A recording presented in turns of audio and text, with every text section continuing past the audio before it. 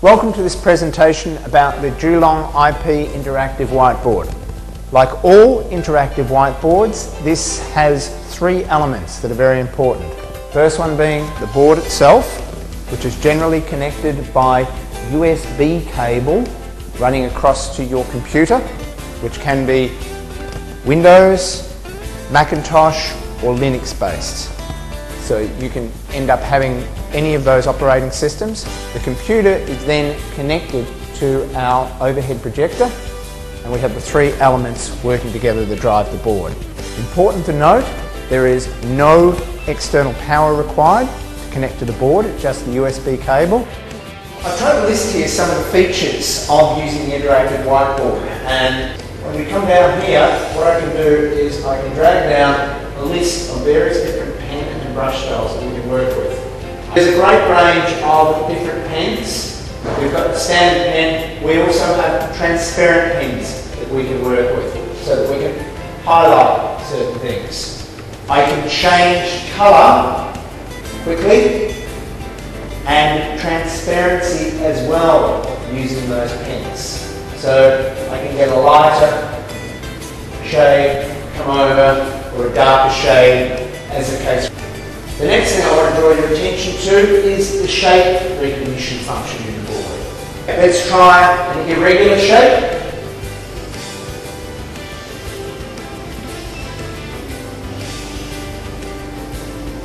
And finally, let's try an oval shape.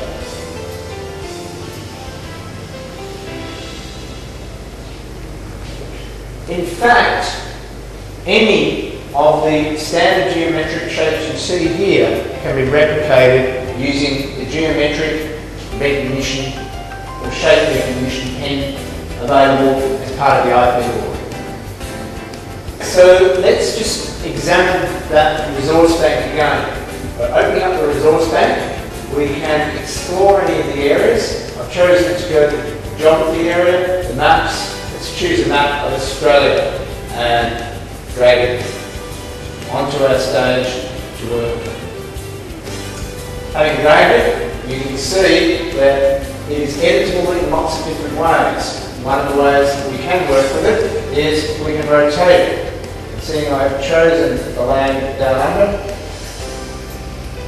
you can certainly rotate it, put it whatever way we like. So all of those functions are available. As I said before, I can edit things, so I can select a certain area. If I want to fill an area, it's a very quick, very easy thing to be able to change. The other feature to bring your attention to is that I can choose to bring in a resource from elsewhere and add it to my gallery. For example, if I would like that image of the tap there, what I can choose to do is go to my camera mode. I can choose to capture a section of the screen, and in doing so, if I drag out my area and capture, I have now captured that object clearly into my document. The advantage of having done that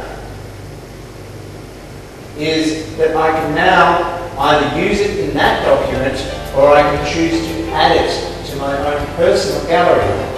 What I now have is I have available in my personal gallery a graphic that I can use over and over again in any other application.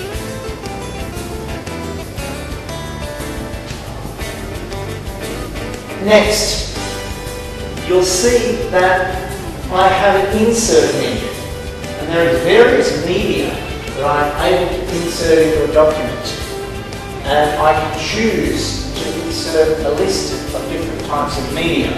For example, if we look here, I can insert image files, flash files. Going back to image files, I can insert the common formats of bitmap, JPEG, PNG, WMF. So there are a large number of files that I can drag into my presentation. Here's an example of a flash image file that I have brought into the IP board software. And you can see, this is a fully active dial that I can easily work with.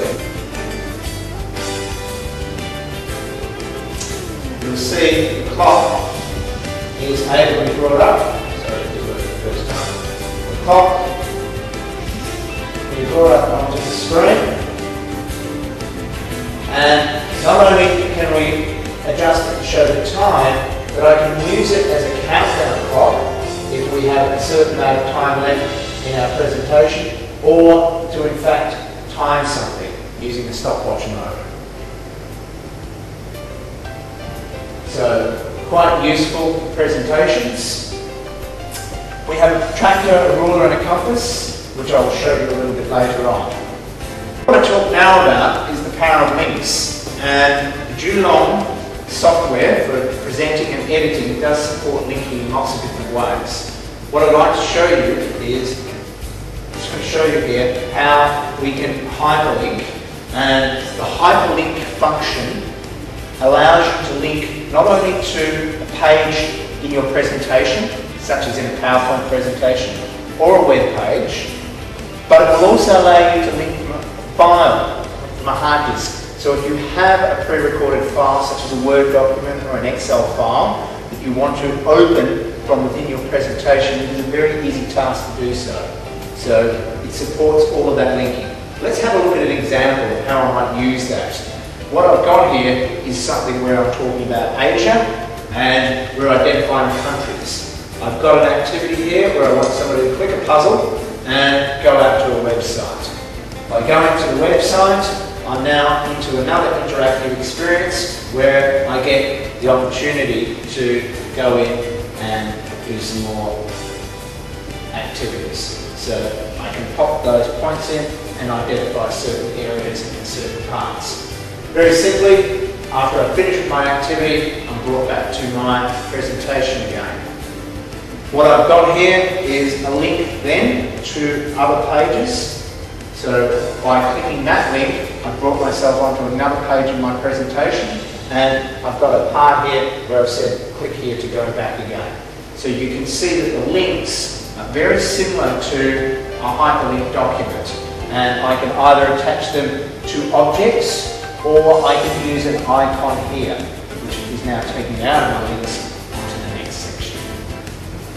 And for this section, I'd like to talk to you about how to use audio. And audio can be powerful, obviously, in an educational environment or in a business presentation. But let's just talk about how we might use it in a classroom situation. I can use audio to give feedback to somebody. So here I am with an English sentence, and I need to drag the words into the right place.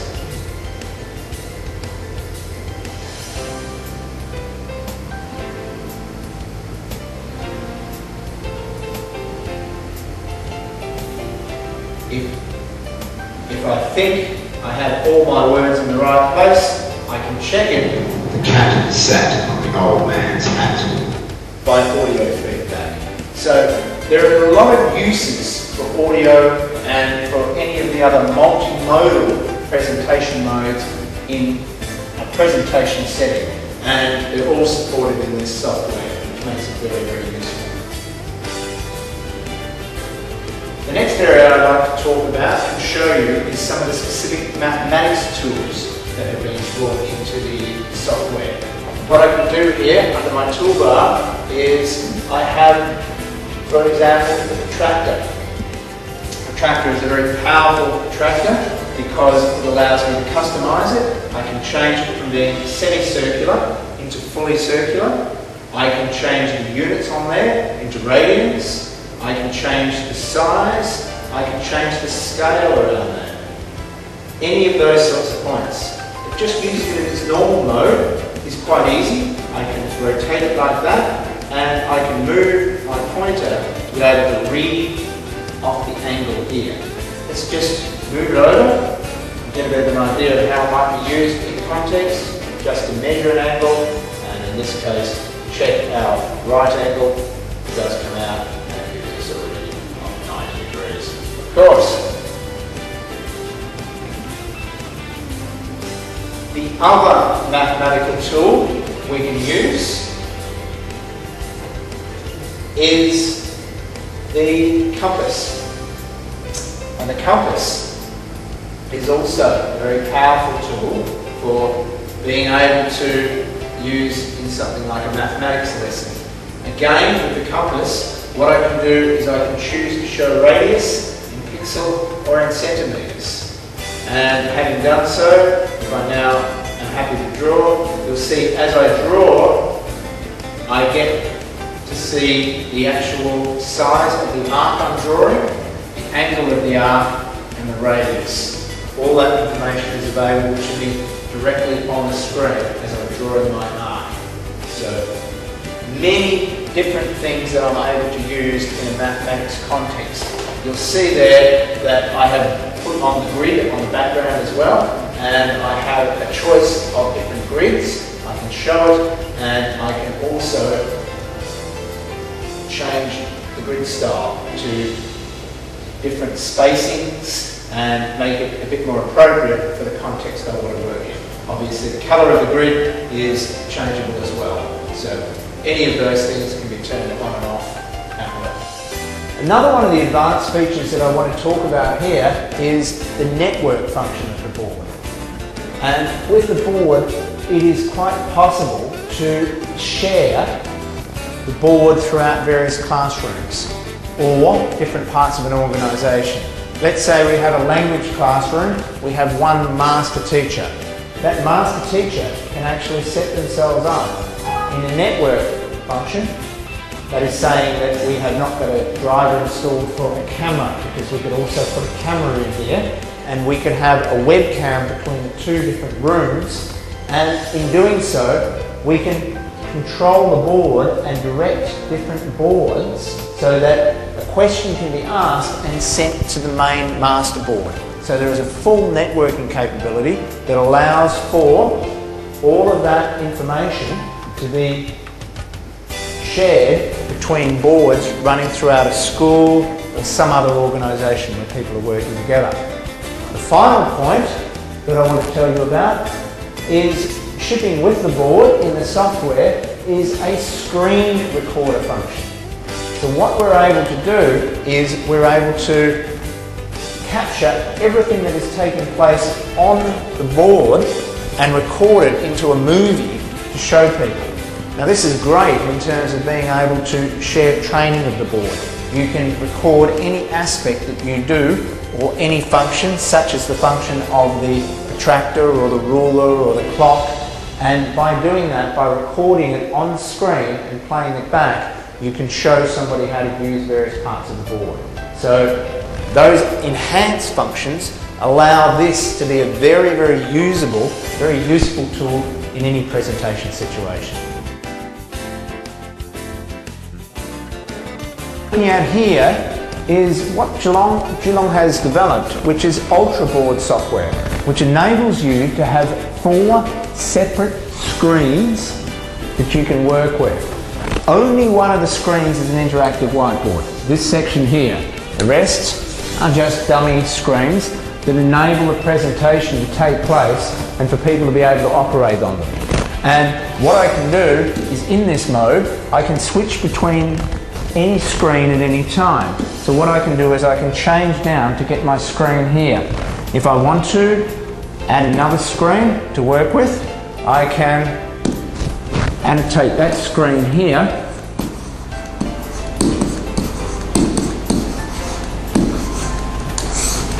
And then what I can do is choose to move that one out of the way and do a swap over. And I can work actively on any screen at any time and record various parts and send them up to various sections. Presentation, I hope I've been able to reveal for you all of the many great features that are in the Geelong interactive software. It is very, very powerful software, as you can see from the features.